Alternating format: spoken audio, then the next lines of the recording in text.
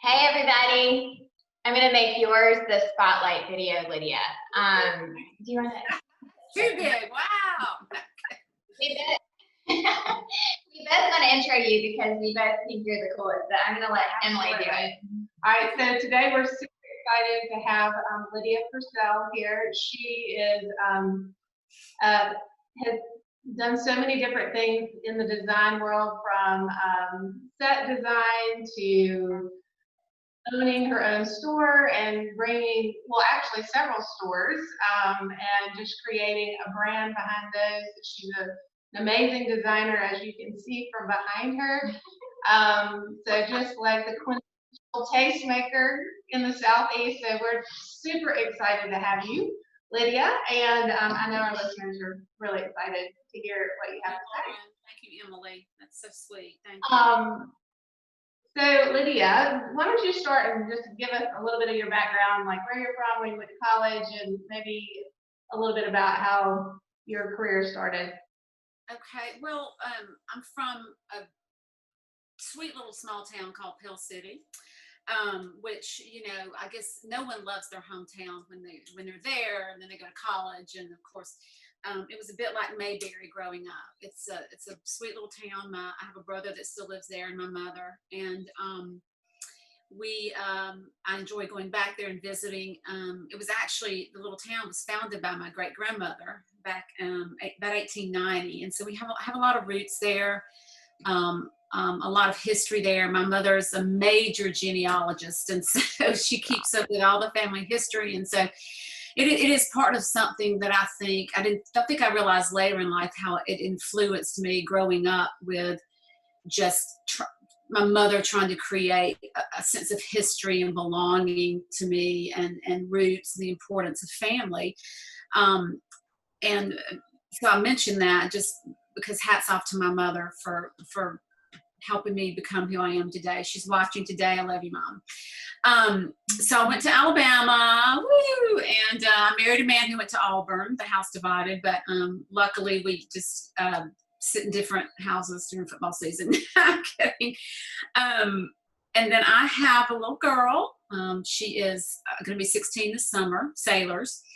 And I have a husband, and his family is from Sylacauga. And so both coming from small towns, you know, it was really fun we both grew up in sort of interesting ways, and I like the same ways. It's been fun to understand as we go through the years together. We understand each other. And you asked me how I got my job. Well, I was going to graduate from Alabama with degrees in French, studio art, and English. And I thought I wanted to go to law school. You know, that was just sort of the path my father was pushing me into. Not, you know, pushing, but suggesting. And, you know, you got to remember my parents and the parents before them. You went to college, you got a job, and you stayed there until you retired. So there wasn't that thought in their mind that you would ever hop around to different jobs. Despite your unhappiness, you stayed and you worked. And so, and we'll talk about that later, I know, Emily, but I graduated, and then I went to graduate school at UAB, got a job at Southern Progress Corporation, which, you know, was Time Inc., AOL after that, and then Meredith Corporation now owns them. I started as an intern. My interview was in French. If you can imagine, I was being interviewed by someone who spoke beautiful, fluent French, which I did not. I think I butchered the language during that interview. But she hired me out of about 250 people, and I was very lucky back then. You know, I'm going back. I'm going to date myself about 30 years ago when. You know, it was such a big corporation in town, 1,200 employees, and a beautiful place to start your career, Southern Progress. And a lot of fabulous people. They're still very close friends of mine now, and influenced me through the years. And I still have the connection with them. I still work, even though it's Meredith, I still do freelance work a lot with Southern Living and some of the other magazines. And so that's where my career began. That was the beginning of it. Yeah. Well, okay, so you've had an amazing career in design and a gift for bringing life a concept, whether it's a set design or as a store owner or as creating a Zoom backdrop that we all need to understand how to do. So did you start out your career knowing this is what you wanted to do, or tell us a little bit about that? Like I said, I really thought I was going to go to law school, and somehow I think I was trying to tell my dad I didn't want to go by going, why don't I go to graduate school, Dad? I want to get another degree before I do that. And like I said, I got that internship at Southern Progress, and all of a sudden, I am writing. So I started out writing for Southern Accents magazine, very small sort of position there, editorial assistant, working my way up. It was definitely, you had to really struggle hard and work hard. I would work, it was nothing to do 10 hours a day in the office, but I loved it. I loved it. I was surrounded by people that I admired, intelligent people, art, history, antiques. Working in a magazine like that, it was like going to a whole different, going back to school. I read all the articles. I learned so much about antiques. I got to work with some wonderful people like Patrick Dunn, who has Lucullus in New Orleans, and the photographer Charles Walton, who really taught me how to style. He was a big part of my life, and Patrick Dunn and Carrie Moody at Lucullus in New Orleans. That was my first few years at Southern Accents. I kind of managed the column. Someone else wrote it, but I would fly down to New Orleans every 6 weeks or so and help produce the column. But no, I did not think I would end up being a photo stylist / some people call us prop stylists, photo stylists. As I moved through my career, I was designing sets, so to speak, like creating vignettes or doing a whole room. But no, I definitely did not think that's where I was going to end up.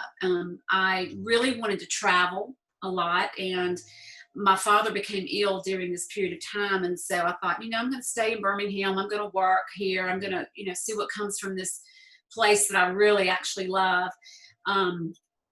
And then I ended up, this word that we've been hearing a lot during the COVID virus is this word pivot. And I think it was the first time in my career where I was making a true change. I was writing, and but I was also photo styling. So what happened was we had a big shoot, and the photo stylist, I was going to write the story. The photo stylist was going to style for the photographer, which means basically set up the whole house from flowers.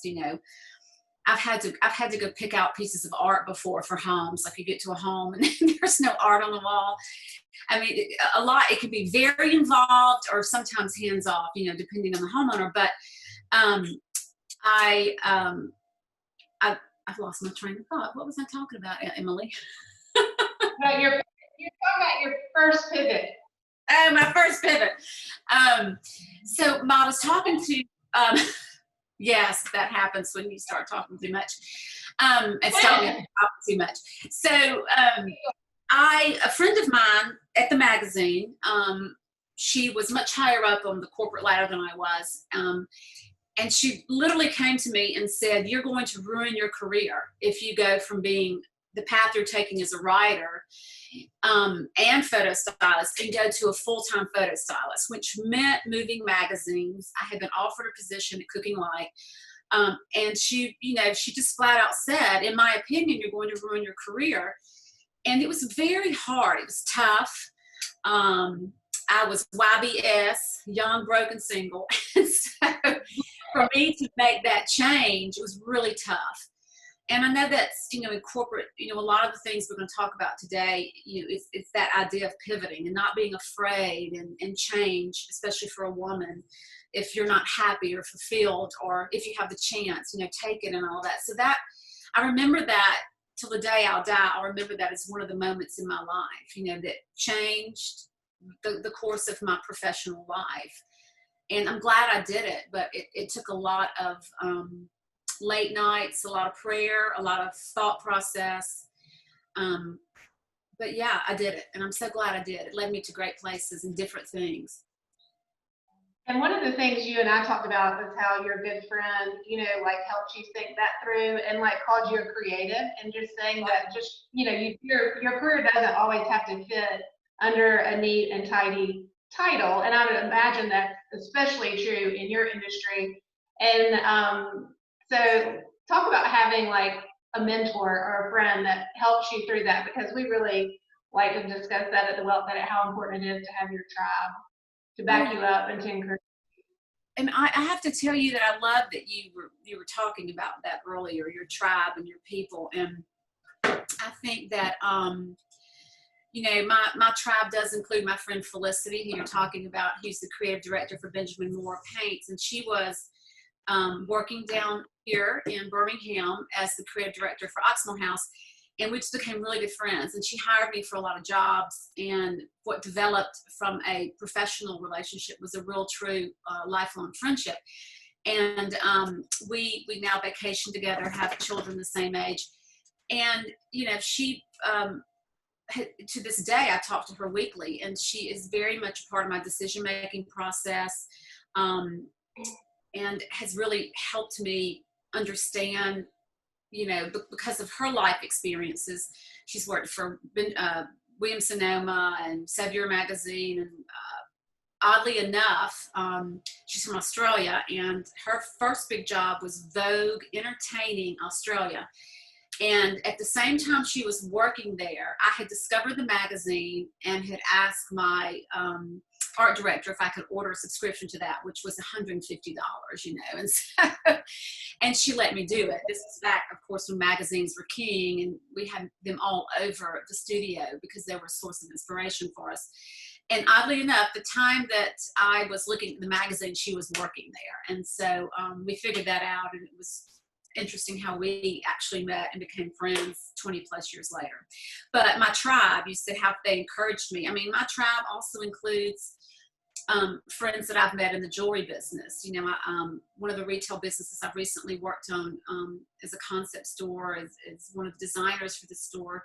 We brought in fine jewelry, and some of these ladies one was a lifelong friend, actually, too, and one is a new friend. And they also encouraged me, and we certainly during this virus, we got together and had some chats, because oddly enough, you know, some said the luxury industry didn't receive a really big hit from COVID virus, but you know, again, it caused a lot of people to pivot, a lot of my friends, and they have been an influence on me as well. Just the way they're strong women, and they've learned how to survive, make a name for themselves, create brands for themselves. So really admire them. And then I have just my really close friends. We call ourselves the Abington Rat Pack. Some of my really good friends out here in the neighborhood. And yeah, I want to that. That's a good one out there. We're an extension. And my mother and my brothers. I mean, you know, talking about, you know, where you guys are coming from an advisory position for women. You know, I talk a lot to my brothers just about, you know, things that we will inherit and things that we take care of and help my mother take care of now. And we have to talk about finances and investments and bank stock and things like that. And so my tribe also includes my family. It's a very large part of my network. We're very, very close. So I love all my tribe. Yeah. So tell us a little bit. This is a quote that I heard this week, and I thought that it was so good and so relevant for what you've done. Or we are lucky because we get to have a pre-call with Lydia, so we get to learn all these amazing things about her. But the quote was, "Making the house that you live in the house that you love." And I think during the coronavirus, it's taught us all that we can live. We didn't need all the things that were occupying our time in our life and potentially our money. And so is there, as a designer, I mean, I know that Emily said that you are the best at like repurposing or just looking through a new lens at the things that you've already acquired and collected. And so I don't know if you want to speak a little bit about that or your inspiration to do that over quarantine, but I'd love to hear more. Well, this image behind me is actually from my home. Took a picture and downloaded it for my background for this call. This wall was, in fact, there was a large buffet and maybe just 2 pictures there. And off to this side is my kitchen, and to this side is where you enter the garden, one of the entrances to my home. And so the creative energy doesn't stop, so you have to reposition it when you can't get out and do things. I had some, yeah, it doesn't stop. So yeah, I got so involved in my house, because when are you ever gonna have weeks upon weeks and months to sit at your home and look out, to look at everything that's on the inside? And I've been working so much in my yard and my garden now, but this was my kitchen. This was my I'm sorry, not my kitchen, my eating area off my kitchen. There was a huge table there and 8 chairs, a farm table, and actually, 8 chairs. And now it's a sitting room. I'll kind of scoot back and see if you can see a little. Now it's a sitting room. And so I love this. Now people come in and we sit down, and we come in from the kitchen and sit down, and all I did was go through my house, and I'm like, okay, this picture looks good with this. This is a Roscoe Hall, one of my dear friends here, that did this, and he's a native of Birmingham. And this was in another room in my house. This is a French artist here with the leopard. That was in another room. This is a Sumner picture. He was a professor in New York, the crazy one that my mother hates so much right there. Anyway, and again, some of these are not expensive pieces of art. They're things that I love, and so I put them all together. I just put them on the floor, and then I said, let's just make this into a seating area. But I did repurpose. I rearranged. I pulled things out of closets, and I said, I'm going to use this again. Because of my job as a photo stylist, I'm a collector too. I'm a collector of good stuff and good old junk too. And so I use it all together. I like the layers of patina that you create. I think one of the things, Emily, you were talking about is, you have to be careful about your budget, when you're working on your home. I mean, you need to be able to, set yourself a budget and a path, and, how much do you spend for your house this year and this year.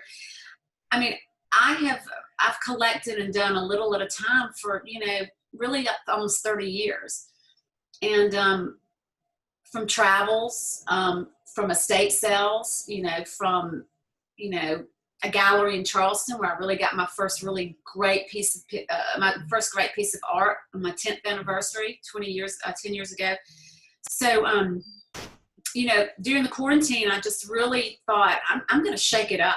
I'm gonna like Emily, you were so kind to notice that when you came to my house, and it was a time for me to recreate, and I did. I mean, you can't imagine the other rooms in my house. This is not the only room. There's 4 more that are completely different, but I enjoyed it, and I thank you for letting me share this process with people, because you might have so many things in your home that you don't recognize or see value in, or you don't know that they could be great if they're put with a collection of other things. And that's one of the things I enjoy doing is helping people, hey, maybe we don't have to spend $10,000 or $1,000. Maybe we just get a few things reframed and sort of restructure them and replace them in your house. I mean, that's typically what can be done. As opposed to just completely redoing a house top to bottom. And when you do that, I mean, I love my friends that are decorators, but even they will say it's so nice when someone likes to keep those personal things, those things that mean something to them, because they give a layer of patina to a home that is, you just can't get from buying everything from a store at the same time. Years and years, it's better, yeah. And I love how that was just that was your breakfast nook, and now it's sitting there. I mean, it didn't require a big renovation where walls were shifted or anything. Sometimes it's I need a sitting room, so I'm going to have to do a $50,000 project, which is a huge financial decision for your family. Right. And of course, and that's the thing that we like to talk about here too, is women don't often correlate that when you're spending $50,000 or $100,000 or $10,000 or $1,000, to make your home more welcoming, it's that is a big financial decision that carries lots of zeros in some cases. And so just being able to kind of think outside the box and think creatively, or at least maybe it's easier to hire somebody that can think, you know, that's just not used to your stuff. Cause I get so sick of looking at my same room that looks the same every single day. And, you know, it's so nice to see like, wow, look at this vision. That is awesome. And you can do that with just the things that you have. Yeah, and I feel like, Lydia, I know that just through our relationship and that you inspired me to like begin gathering things as we traveled. Like when my girls and I had the opportunity to travel some, like I just started picking up things. And I think like being raised, I know in Montgomery, Alabama, you know, the decorating style was very different, obviously back in the 80s and 90s. But so when I first began decorating my home, like you said, I felt like I had to have this perfectly coordinated room, but like going into your home, I saw that you just were incorporating things that you loved. And in doing that, especially then you can begin just moving them from room to room. It's not like, oh, this is the blue room, this is the red, which I think would probably like what my house is like when I grew up. It's still like, but just being able to incorporate it all because it's just things you love. And now I have things on my bookshelf and it's not just a trinket, it's something that has a memory. And it also, it also gives you something to do with like your family members. I mean, you know, hey, let's go into this shop. You know, let's go and, you know, if you're having a day at the beach where it's raining, listen, you know, we go to junk shops, we go to the little antique stores, you know, and you just find something that they like too. And that's really, you know, I know that a lot of kids might not like that, you know. My daughter doesn't love it, but I've done it a few times with her, and actually she's gotten into it, you know, and sort of found a few things. And so there's, you know, I love that she became a part of it. And even when I was doing this, she would say, I don't think that works, Mom. I have the chairs in a different spot. And I just thought that was hysterical, but she was right. And so, but yeah, I mean, I played with the arrangement because I had nothing else to do for all those days. But yeah, I mean, and this also is a mix of, I mean, these are barometers, French barometers, hanging with you know, next to these very modern pieces. And then you've got this beautiful seashell chest that I bought at Hen House probably maybe 10 or 15 years ago. And it has traveled. It's been in 2 or 3 rooms in my house, but it was stuff that I loved. Always buy stuff that you love. And because it's coming from one person, it will always work. I don't know why, but I've seen it time after time after time. If it speaks to you and you love it. I mean, look at this Mod Podge of stuff. I mean, but it works. Yeah. Well, so tell us what's next on your horizon? What are you working on now? Oh, well, you know, I have a couple of things I'm working on. I think I mentioned my friends in the jewelry business. I had a lot of people call me, even when all the shops were closed, when the latest shop that I was working on, we had Fine Jewelry.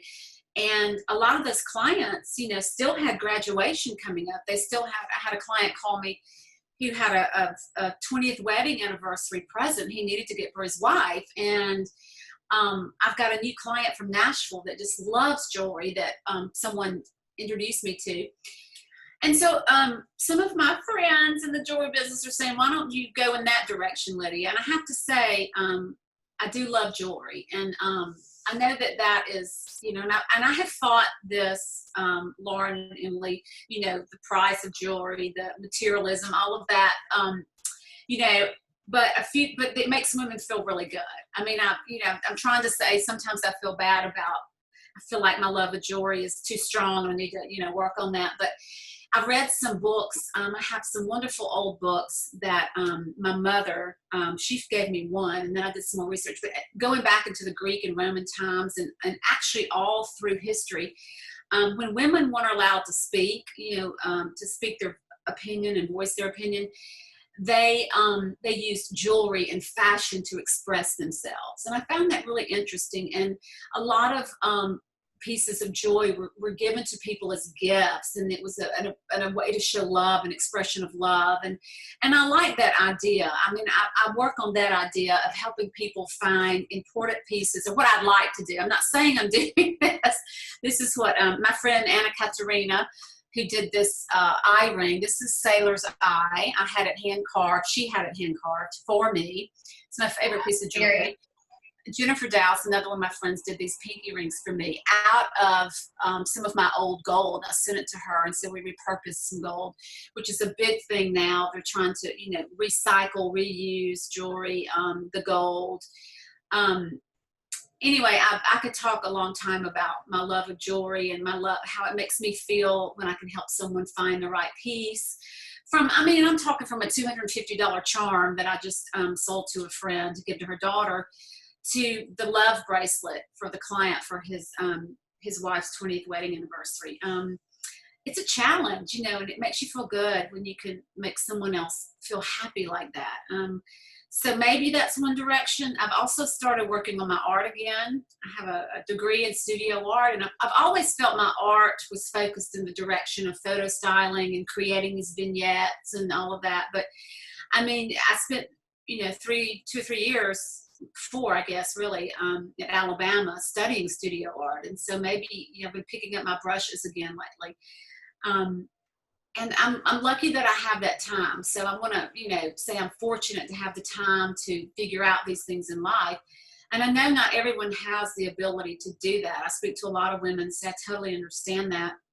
But, it's never too late to find something that you love, to find something that makes you happy, even if you have to, do it on the weekends. I'm a big proponent of that for the many times that I have pivoted in my life, going from the magazine world to the retail world, to maybe doing something now that is more all about using social media, because that's where a lot of this is going. I don't mean that for every retail business or everything, but there's going to be a big shift towards people not having the overhead of a brick and mortar store.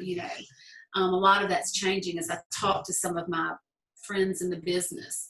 So, once we get through this and, now we have the riots going on, once we can, everyone can have a time things to get back to normal, it'll be interesting to see how it all plays out. And I know that you guys probably, tell your clients that as well. We just have to wait and see how things are going to change. I really believe that.